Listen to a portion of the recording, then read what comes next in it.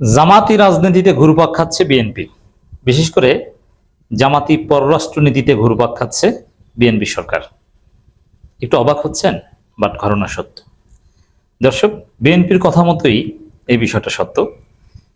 12 ফেব্রুয়ারি নির্বাচনের আগে বিএনপির সাপরি অ্যাক্টিভিস্টরা জোরালোভাবে প্রচার করেছিল যে তুরস্ক, পাকিস্তান জামাত ইসলামীকে ক্ষমতায় আনতে এই কয়েকশো কোটি টাকা খরচ করছে, অমুক তমুক ইত্যাদি ইত্যাদি। বিশেষ করে তুরস্কের কথা বলেছিল। এমনকি তারেক রহমানকে হত্যা করতে চায়, তারেক রহমানের বিরুদ্ধে ষড়যন্ত্র করছে কারা? তুরস্ক, অমুক তমুক নানান কথা। এবং এই প্রেক্ষাপট কারা তৈরি করছে? জামাত। কারা জড়িত? জামাত জড়িত। জামাত ক্ষমতা আসতে চায়, তারেক রহমানকে সরিয়ে তাকে দেশে আসতে দিচ্ছে না। কেন তারেক রহমান দেশে আসতে পারছে না? বাধা কোথায়? এই যে বাধা, তুরস্কের গোয়েন্দা সংস্থা বাংলাদেশে ষড়যন্ত্র করছে, তারেক রহমান দেশে আসলে এই করবে সেই করবে, কারণ তারা জামাতকে ক্ষমতায় আনবে। তুরস্ক হচ্ছে জামাতি, জামাতের বন্ধু। যেমন আওয়ামী লীগ কথায় কথায় পাকিস্তান মানে জামাত, এরকম একটা ফ্রেমিং করে না? এগুলো ভুয়ো কথা, কারণ পাকিস্তানের সাথে বিএনপির চাইতেও ভালো সম্পর্ক ছিল আওয়ামী লীগের, কিন্তু তারপরেও তারা বলতো পেয়ারে পাকিস্তান, জামাত বিএনপিকেও ট্যাগ করতো।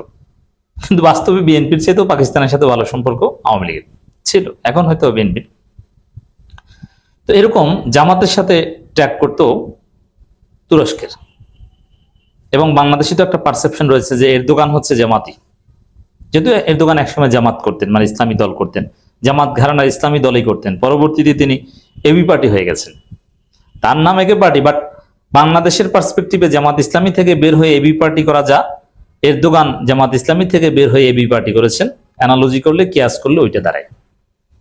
তো এই জন্য অনেকে, যেমন বাংলাদেশের শাহরিয়ার কবিররা এই মুজিবুর রহমান, মঞ্জু, ব্যারিস্টার ফুয়াদদেরকে আলাদা কিছু মনে করেন না, এটা জামাতের একটা কৌশল মনে করেন। ঠিক তদ্রুপ বাংলাদেশেরও অনেকে ছাত্রীরা তার এরদোগানকে পিওর জামাতি মনে করেন, ওটা জামাতের একটা ভার্সন। এমনকি এনসিপিকেও তো অনেকে আলাদা কিছু মনে করে না, জামাতের একটা ভার্সন মনে করেন।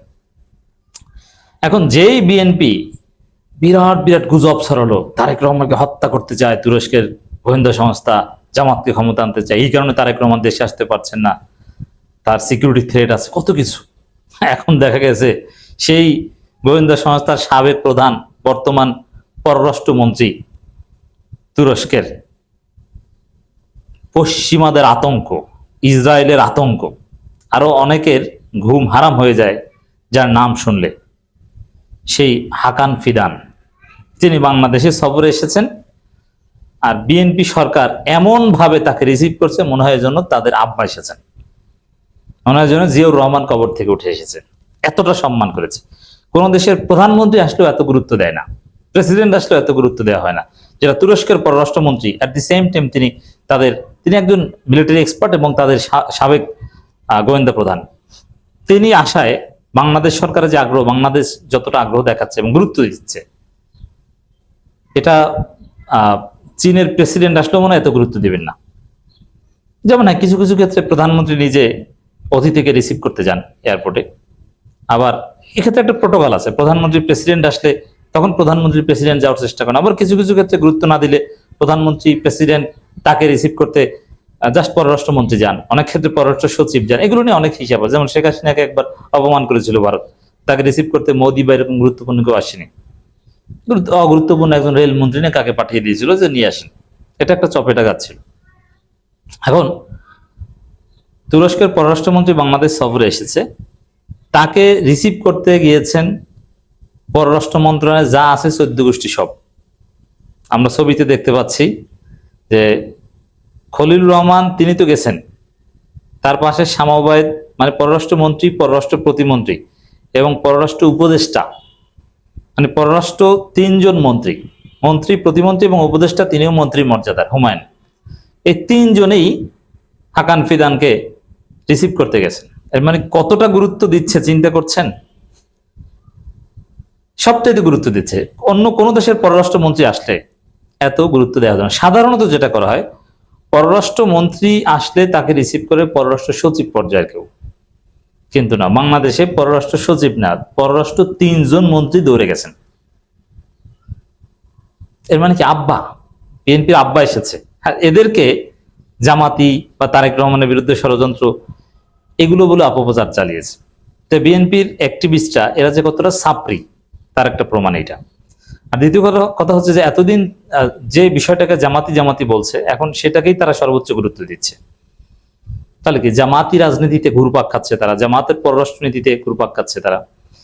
বাংলাদেশের পররাষ্ট্রনীতিতে বা রাজনীতিতে গত 24 ঘন্টায় অসম্ভব দুইটি ঘটনা ঘটে গেছে, নজিরবিহীন দুইটি ঘটনা, যেটা পাহাড় সম তাৎপর্যপূর্ণ। একটি হচ্ছে তিস্তা মহাপরিকল্পনা বাস্তবায়ন করতে যাচ্ছে তারেক রহমান সরকার। এজন্য তারা তোড়জোড় শুরু করেছে, 8 সদস্য বিশিষ্ট একটা কমিটি গঠন করেছে। মাননীয় প্রধানমন্ত্রী সেই কমিটি নিয়ে মিটিং করেছেন। এটা ভেরি সিগনিফিকেন্ট ঘটনা। এই একটা ঘটনাকে কেন্দ্র করে ভারত অঘটনও ঘটিয়ে দিতে পারে বাংলাদেশে, কারণ ভারতের মাথা খারাপ। কারণ এই তিস্তা মহাপ্রজেক্ট নিয়ে যে প্ল্যান পরিকল্পনা যেগুলো করছে বাংলাদেশ সরকার, কমিটি গঠন করেছে, এরা দিন শেষে তারা এটা চীনের মাধ্যমে করাবে, চীনকে দিয়ে দিবে। তো এটা ভারতের জন্য তারা মনে করে তাদের স্থিতিশীলতা এবং সিকিউরিটির জন্য একটা থ্রেট, তাদের স্ট্র্যাটেজিক যে প্রেজেন্স বা স্ট্র্যাটেজিক যে সেট আপ অ্যাপারেটাস, তার জন্য একটা মারাত্মক হুমকি মনে করে।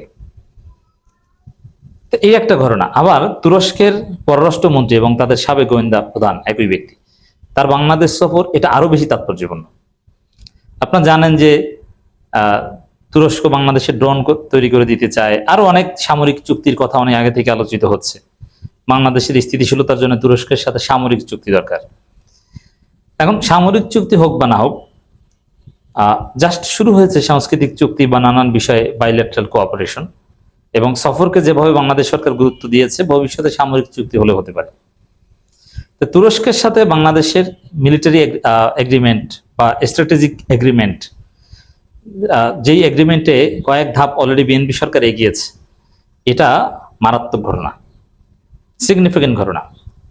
এর মানে জামাতের যে থিওরি যে আমাদের সার্বভৌমত্ব রক্ষা করতে হলে আমাদের চীনের সাথে, পাকিস্তানের সাথে, তুরস্কের সাথে সম্পর্ক রাখবে।